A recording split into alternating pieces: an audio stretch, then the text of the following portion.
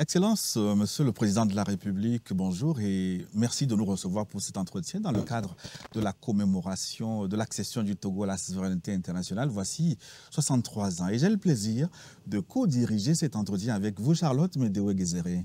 Bonjour Monsieur le Président, merci de ce grand honneur que vous faites à la presse togolaise en cette date symbolique du 27 avril. C'est moi qui vous remercie. Je crois pouvoir dire que j'ai entendu les reproches qu'on me faisait sur l'absence d'entretien avec les médias du pays. J'avais l'habitude de faire un discours. J'ai décidé cette fois-ci de rompre avec cette tradition et peut-être avoir un échange un peu plus vivant. Je pense que New York TV a fait la fierté de notre pays cette année en diffusant les matchs de la Coupe du Monde. Et en tant que j'étais très fier à ce moment-là. Et c'est pour moi une forme de reconnaissance à ce beau succès et à cette belle réussite. Merci, Monsieur le Président. Vous venez d'assister à un imposant défilé militaire pour marquer la célébration du 27 avril. Et à l'occasion, nous avons vu des forces de défense et de sécurité afficher une hargne pour défendre la patrie contre l'ennemi. Ces forces qui sont d'ailleurs en première ligne pour contrer la menace djihadiste. Quelles sont les nouvelles du front, Monsieur le Président? À quoi exactement les Togolais doivent-ils s'attendre? Vous savez que j'ai souvent eu l'habitude de commencer mes discours en félicitant et en encourageant les forces de l'ordre. Parce que je sais que sans la paix et la sécurité, aucun pays ne peut se développer, en tout cas pas le nôtre. Je sais aussi que c'est un acquis qui est toujours précaire. Nous-mêmes, nous avons envoyé des militaires pour les opérations de maintien de la paix ailleurs. Nous savions ce qui se passait et ce qui se passe toujours dans la sous-région. Aujourd'hui, ce qui nous arrive est une forme d'agression par deux groupes, je crois. Un qui s'appelle l'État islamique au Grand Sahara et l'autre, le groupe de soutien à l'islam et aux musulmans.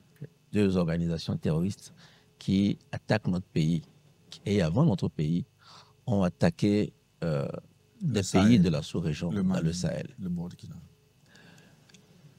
Cette attaque est une forme de guerre parce que vous connaissez le côté pacifique des Togolais. Ça a toujours été notre volonté de vivre en bonne intelligence avec nos voisins et d'accueillir avec beaucoup d'hospitalité et de gentillesse ceux qui viennent vers nous.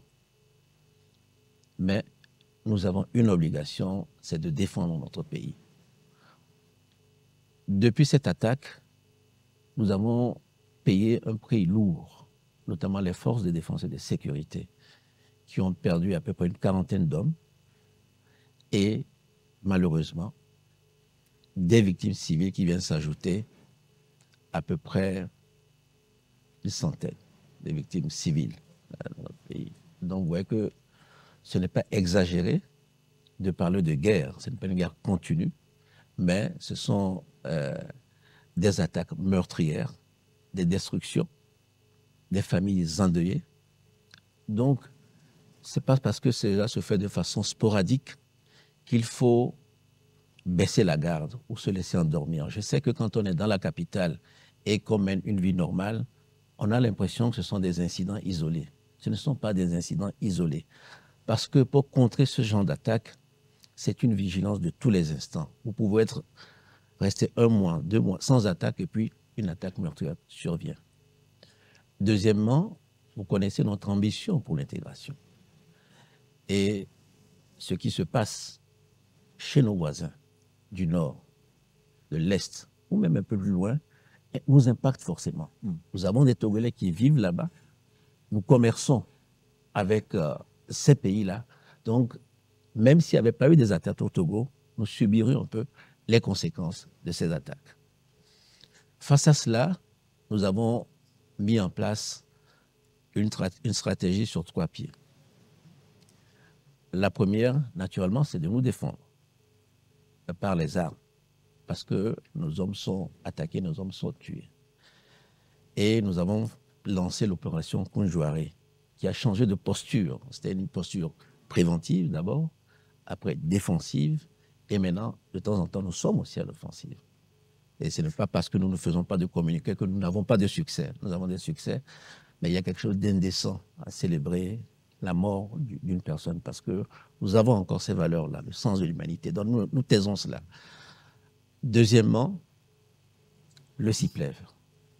Donc, essayer de déradicaliser ou de prévenir la radicalisation des populations. Parce que ce sont des hommes, des jeunes qui sont utilisés pour mener ces attaques-là. Troisièmement, le plan d'urgence pour la résilience de ces populations. Nous avons été obligés, ce n'était pas une volonté, nous ne l'avons pas fait avec plaisir, de déplacer certaines populations pour mieux protéger la frontière. Vous connaissez la caractéristique de nos frontières qui sont souvent poreuses. Voilà. Donc on a déplacé des gens. Il y a à peu près un peu moins de 12 000 qui ont été déplacés.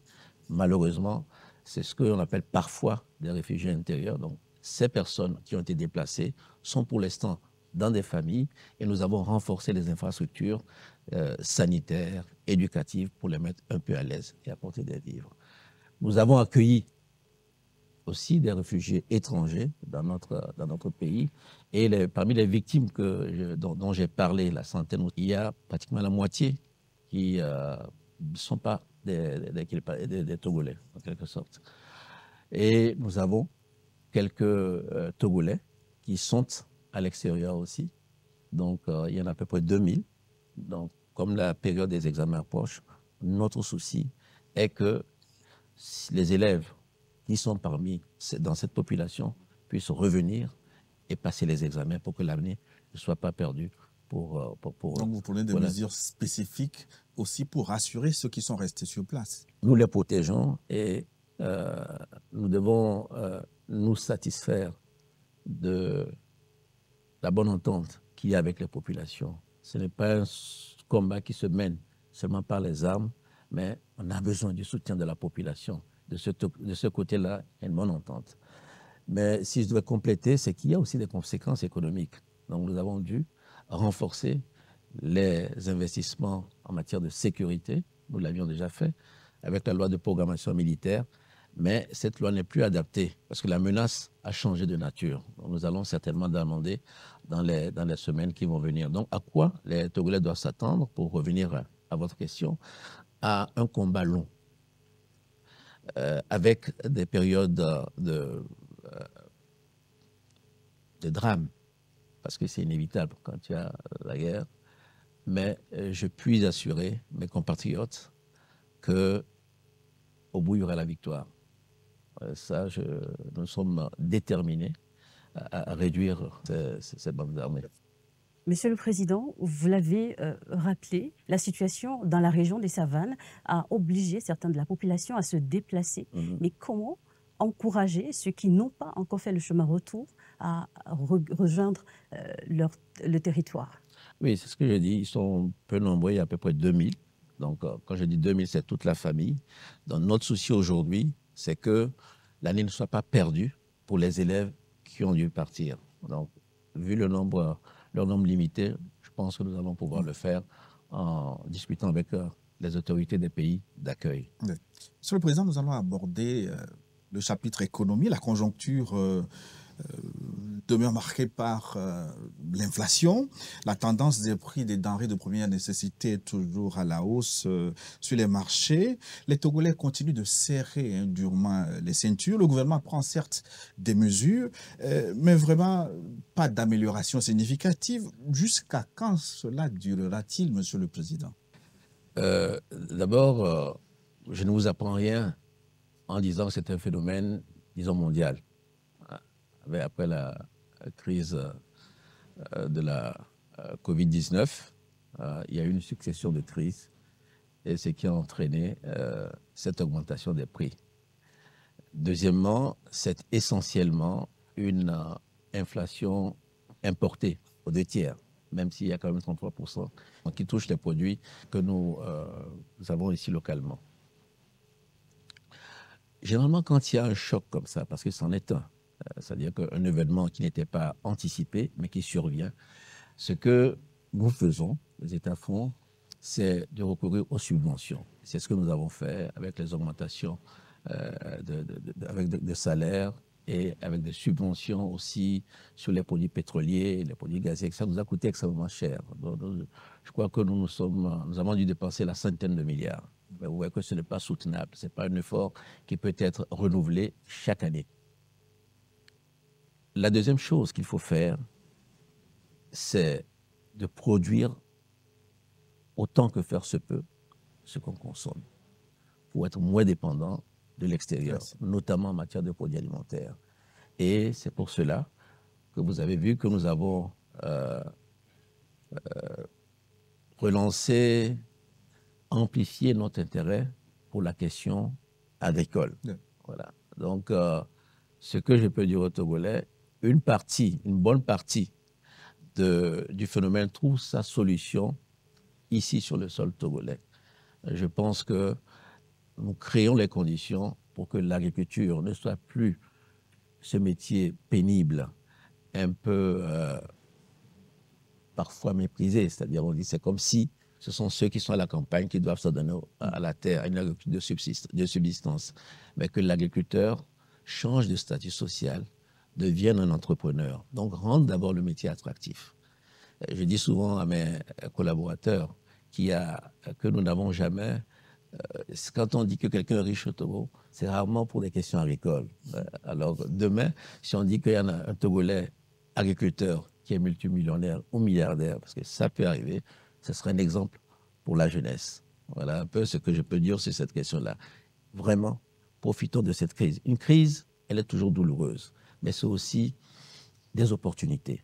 Et celle d'aujourd'hui, à mon sens, cette opportunité est plutôt agricole. On va revenir tout à l'heure sur la question de l'agriculture. Et parmi ces mesures d'atténuation de la vie chère, Monsieur le Président, certaines ne sont pas suivies d'effet.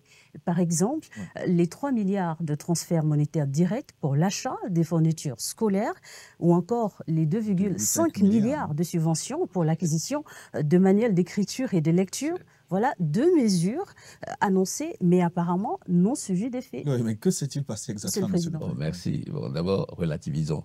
Je vous ai dit qu'on a dépassé la centaine de milliards pour les mesures que nous avons prises. C'est le coût, un peu plus de là. Donc, 5 milliards, on parle de 5%. Je plaide coupable pour les 3 milliards, mais je vais m'expliquer. Ce qui s'est passé pour les 3 milliards, souvent, quand vous prenez des mesures comme ça, elles sont indifférenciées, elles touchent tout le monde. Mais est-ce que tout le monde avait besoin de ces 3 milliards-là? En l'occurrence, c'était pour acheter des fournitures scolaires, notamment des cahiers. Et il y a eu un débat au sein du gouvernement, à qui donner, à qui ne pas donner. Puisque où on donne à tout le monde, où on donne. Donc nous sommes restés perdus dans cette espèce de débat. C'est pour ça que je dis que je plaide coupable. Mais j'ai vérifié avec le ministre des Finances, les fonds sont là. Et ils trouveront forcément un usage, si ce n'est pas maintenant, un peu plus tard. Donc la promesse, elle n'est pas encore réalisée, mais je peux vous assurer qu'elle n'est pas oubliée. Et cela m'amène à évoquer une autre question. C'est que vous prenez par exemple les subventions de produits pétroliers. Comment faire pour que les subventions aillent à ceux qui en ont réellement besoin? C'est un vrai débat. Parce que quand elles touchent tout le monde, quand tout le monde en profite, ça devient lourd. Et ceux qui en ont réellement besoin trouvent toujours que c'est insuffisant par rapport à leurs besoins. Et ceux qui n'en ont pas besoin n'ont pas l'impression que le gouvernement a fait quelque chose pour eux. Donc, nous sommes en train de réfléchir à cette solution. Pour les 2,5 milliards, c'est en cours de réalisation. Malheureusement, c'est les finances publiques, il a fallu lancer un appel d'offres, recruter 4 cabinets. Et donc, ces manuels scolaires ont commencé à être distribués dans certaines régions. Nous commençons par les régions les plus défavorisées, donc par la région des Savanes. Et donc, je peux vous assurer que ces manuels-là seront distribués. Il faut tirer la leçon pour que les prochaines fois, les élèves puissent avoir ces manuels un peu plus tôt. Un peu plus tôt, voilà. Monsieur le Président, nous allons revenir sur la question de l'agriculture. Vous l'avez annoncé en début d'année dans votre adresse à la Nation et Et là, vous avez tenu parole en organisant la première édition du Forum national des producteurs du Togo. Les FOPAT qui viennent de s'achever avec l'étape de la région de la COSA. Mais pourquoi tant d'intérêt pour l'agriculture? Est-ce que cela vient des enseignements tirés des grands bouleversements mondiaux, comme vous l'avez dit tout à l'heure, la crise de la Covid-19 ou la guerre Russie-Ukraine? C'est une des raisons. Mais la principale,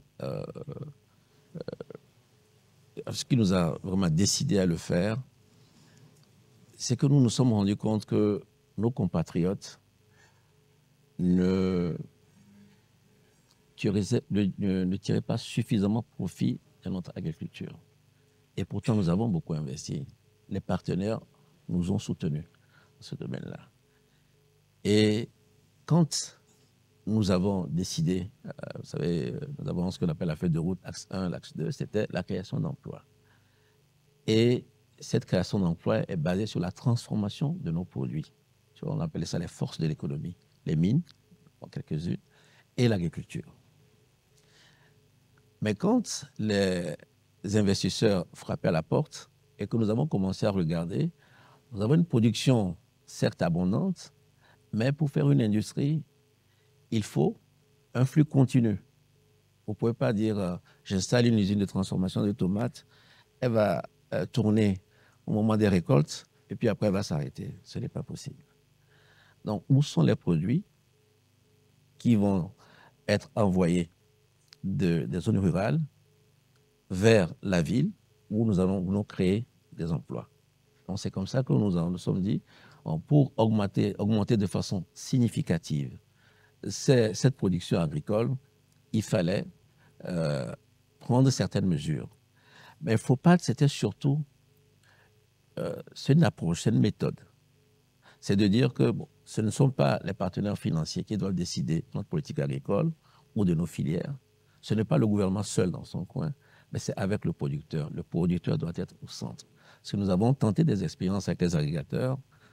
Vous savez, il y a eu quelques expériences assez douloureuses qui ont pris des produits, les paysans étaient livrés à eux-mêmes.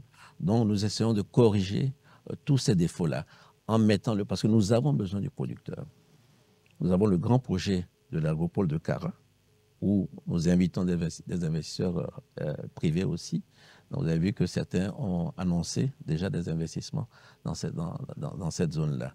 Donc, essentiellement, c'est pour que nous ayons une chaîne de valeur beaucoup plus longue. C'est que non pas exporter nos produits comme le soja, mais les transformer pour que les emplois restent dans notre pays.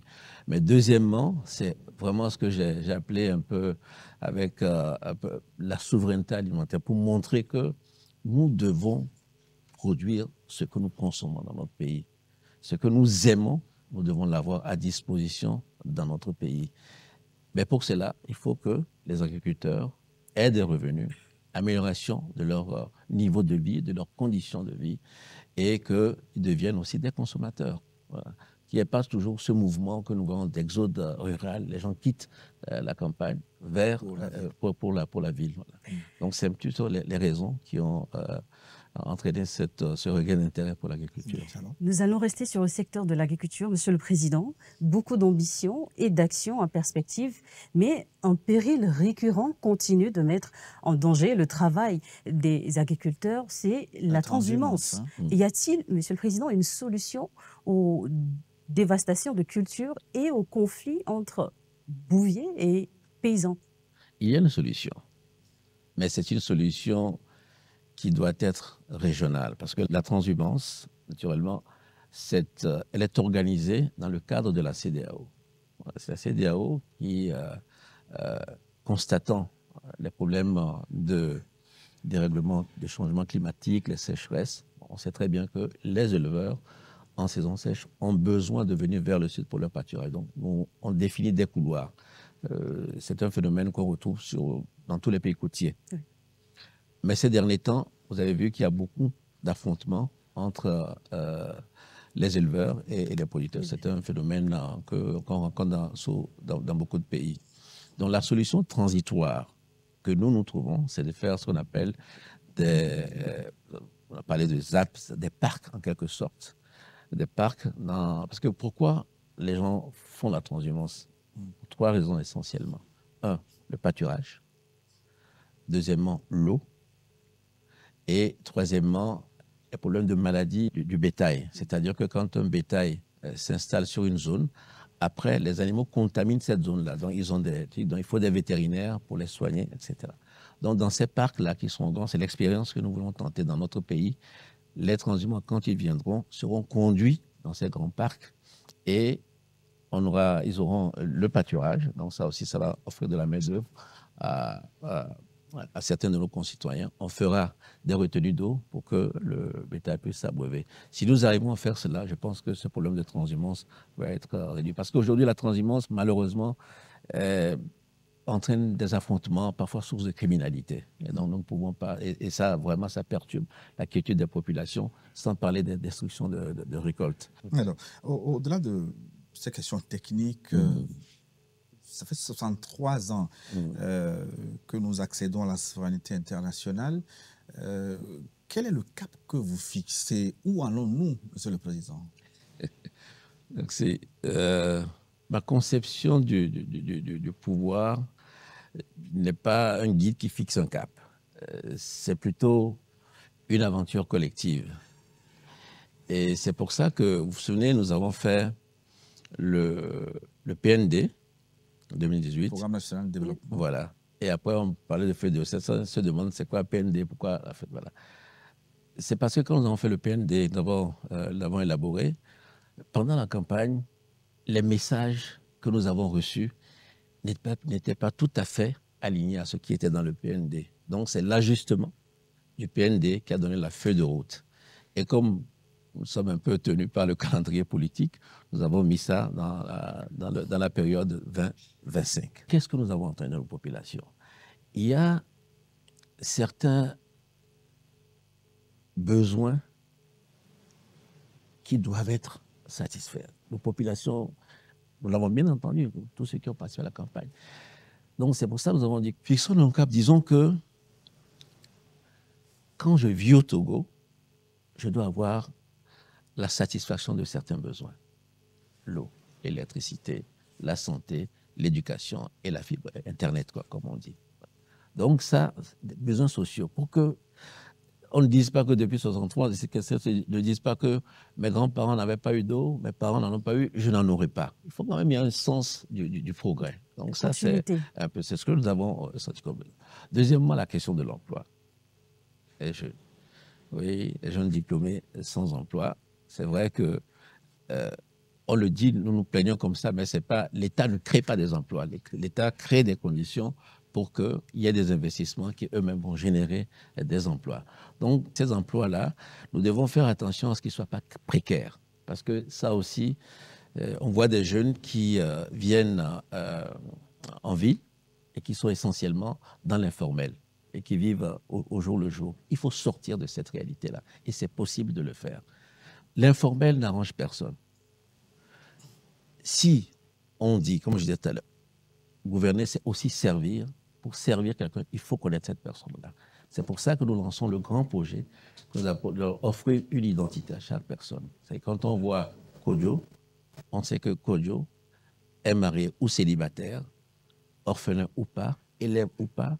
Voilà les revenus à peu près qu'il a et voilà à quoi il a droit en termes d'efforts de solidarité. Assurance maladie, allocation. Pourquoi je parlais tout à l'heure de cette façon un peu large de distribuer les subventions qui pèsent sur le budget de l'État, mais qui celui qui a vraiment besoin de ces subventions n'est pas satisfait parce qu'il n'a pas suffisamment, et celui qui n'en a pas besoin se dit, bon, on me donne, je prends, mais je n'en ai pas forcément besoin. Donc c'est ce que nous voulons faire en créant le registre social, en connaissant mieux notre population. Et je profite pour dire à la population que c'est vrai, nous avons eu le recensement général, nous aurons le recensement électoral. Il y aura un troisième pour offrir une carte biométrique à chaque Togolais pour que nous puissions vraiment être efficaces dans notre politique de protection sociale. Monsieur le Président, vous avez évoqué la jeunesse. Oui. Permettez que j'évoque les femmes. Oui. Dans l'espace IOMOA, le Togo est plutôt bon élève en matière de promotion du genre. Est-ce que le gouvernement compte faire davantage? Oui, nous comptons faire davantage parce que quand moi je vois les programmes, les projets qui sont initiés, je suis surpris, mais les hommes me pardonneront, par l'engagement des femmes. Elles y croient. Et en fait, ce sont elles qui font le succès de certains projets. Bon, la plupart des projets qui sont liés au développement de la base, aux secteurs sociaux, les femmes sont engagées, elles sont dynamiques. Je les encouragerais à peut-être sauter le pas, à faire un peu plus, à s'engager un peu plus dans les affaires de la cité, pour ne pas dire de la politique. Nous avons les élections locales. Je pense que les femmes apporteraient un plus qualitatif à la gestion de nos affaires. Sur le plan politique, que pense Oui. le chef de l'État des remous dans la classe politique à l'approche des élections? Quel est votre message? Et régional. Oui. En cette année 2023, quel est votre message aux acteurs politiques du Togo et à l'ensemble des citoyens? Bon, je pense qu'il fut un temps, élection était synonyme d'inquiétude dans notre pays. Dieu merci, nous avons fait des progrès. Nous avons eu pas mal d'élections, on a fait plusieurs élections apaisées. Mais ce débat, il est normal. Et en réalité, il est habituel. À chaque fois qu'on s'approche de ces échéances électorales, il y a un petit peu d'agitation, un peu plus de bruit. Nous avons essayé de prévenir cela en organisant, en faisant un dialogue avec les acteurs de la classe politique. Aujourd'hui, d'autres revendications surviennent. Je ne fais pas polémiquer. Ce que je veux dire, c'est qu'en politique, il faut avoir le sens du compromis. Quand on s'assoit et qu'on a le même objectif, c'est-à-dire la conquête du pouvoir, c'est normal que chacun ait sa stratégie. Et puis, il y a aussi une part de posture. Donc, parfois, quand on a des problèmes dans son parti, on essaie de l'extérioriser autrement, faire des revendications en disant ceci ou cela. Je pense que nous avons un cadre électoral qui est ce qu'il est. Il n'est pas parfait parce que la perfection n'existe pas. Mais quand nous nous comparons aux autres, je crois que nous n'avons pas à rougir. Il n'y a rien, on n'est pas meilleur que les autres, mais on n'est pas pire que les autres. Donc, je crois qu'il faut être serein, battre campagne. Et s'il y a une volonté commune au sein de la classe politique de faire encore quelques changements de cadre électoral, pourquoi pas, nous nous appuierons. Mais je ne pense pas qu'il puisse y avoir des actions, des actes unis de façon comme ça unilatérale, ou de nous, ou du gouvernement, ou de la majorité, ou alors de l'opposition. C'est nécessairement dans le dialogue que nous pourrons trouver une solution. Nous allons également aborder la diplomatie de la paix dans cet entretien exclusif. Monsieur le Président, un certain nombre de vos succès en matière de politique étrangère contribuent à renforcer le prestige du Togo sur la scène internationale. Je pense en particulier à l'affaire dite des 49 soldats ivoiriens. Quelle est votre recette pour réussir là où plusieurs s'essayent en vain? Non, bon, c'est gênant de parler de ce succès. Je crois pouvoir dire que le Togo attire de la sympathie quand même. On aime bien le Togo, notre pays,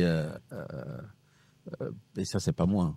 Je crois que nous sommes un pays pas très grand, nous n'avons pas d'ennemis déclarés, nous essayons de nous entendre avec tout le monde. Donc ça crée un a priori positif.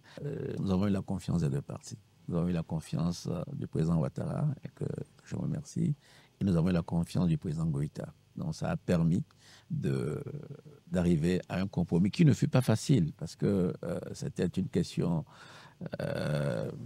assez difficile, assez douloureuse. Vous savez, quand il n'y a pas de confiance entre deux parties, c'est difficile de trouver un compromis, parce qu'on prête toujours des arrière-pensées à l'autre. Donc, le rôle que nous avons eu, et nous avons aussi été, pardon, c'est pas le Togo, c'est moi seul, le Togo seul qui l'a fait. Nous avons quand même, parce que ça a duré quoi, quelques mois quand même cette affaire, hein, depuis le mois de juillet jusqu'à la libération. Nous avons d'autres aussi, des petites mains ont aidé. Et nous n'avons pas voulu avoir un rôle exclusif, même s'il a été déterminant. Donc j'associerai toutes ces mains à ce succès-là. Je ne voudrais pas en dire plus. Voilà. Le succès salué à Bamako, aussi bien à Bamako qu'à Abidjan. Une dernière question, Monsieur le Président. Avant le Mali, vous avez fait le choix de diversifier les partenaires extérieurs du Togo, la Chine, le Japon, la Russie, la France, les États-Unis, le Commonwealth. Oui. Bon, bref, mais pourquoi avoir fait ce choix stratégique du multilatéralisme? Est-ce que c'est payant pour le Togo? Je crois que c'est payant. Je crois que c'est payant. Il y a... D'abord, nous, vous voyez, notre pays, nous sommes un pays à dimension plutôt modeste. Nous sommes travailleurs et nous accueillons tout le monde. Et quand les gens viennent au Togo, ils se sentent bien. Mais en même temps, nous n'avons pas... nous ne sommes pas un grand pays minier, etc. Donc, ce que nous voulons, et nous le cherchons partout et nous le prenons là où nous le trouvons. Que ce soit avec la France, les Anglais, nous diversifions. Parce que nous savons que par le travail, par la créativité, nous allons pouvoir trouver des solutions. Et que si nous avons un problème ici au Togo, je pense que quelque part dans le monde, quelqu'un a eu le problème à trouver une solution. Nous faisons, vous avez parlé des grands pays, mais nous faisons aussi avec certains pays africains, de la sous-région même. Nous regardons les bonnes pratiques, nous faisons des benchmarks et nous essayons de. Donc c'est un peu cette, je dirais pas, ouais, c'est un peu cette philosophie qui guide mon action. Et puis le souci d'être indépendant, de ne pas être perçu comme étant irrémédiablement lié à quelqu'un, le suivant. Non. Ce qui compte, c'est l'intérêt des Togolais. Et donc, si cet intérêt des Togolais commande certains choix, même difficiles, nous donnons priorité aux intérêts des Togolais. C'est pour ça que nous le faisons. Et puis bon, comme je dis, parfois, c'est la chance d'avoir la taille que nous avons. Hein. Quand on est un pays avec des ressources stratégiques, on est convoité par des puissances. Mais les oiseaux les plus gros ne sont pas les plus beaux. Absolument. Donc c'est un petit peu cela. Et nous allons continuer, je pense. Hein. Excellence, Monsieur le Président de la République, nous arrivons au terme de cet entretien. Merci. Merci de votre beaucoup. aimable disponibilité. Merci aussi à vous pour ce premier entretien et je renouvelle une fois mes félicitations à New World TV et à toute son équipe. Et puis, je voudrais souhaiter une très bonne fête de l'indépendance à tous nos compatriotes. Vous savez, pour moi, l'indépendance, c'est une fierté. La fierté d'être Togolais. Bon, l'entretien se termine sur des propos plutôt de jeu pour nous. C'est de reconnaissance pour ceux qui ont pu se battre pour que nous ayons cette indépendance-là. Mais c'est aussi un moment, c'est pour ça que sur certaines questions, il y a eu des manquements, je l'ai reconnu. C'est aussi un moment où faire le bilan et essayer de se dire qu'on va aller dans le sens du progrès, on va améliorer les choses. Parce que la vie n'est pas facile, les gens se serrent des ceintures, mais c'est par le fort, le travail que nous allons pouvoir nous en sortir. Et puis, toujours une pensée pour ceux qui sont en difficulté, soit par la maladie, le deuil, une pensée pour eux, une prière pour eux, et nous confier tous à Dieu le Tout-Puissant. Merci beaucoup. Bonne fête. Merci, bonne fête à vous aussi. Merci, Monsieur le Président.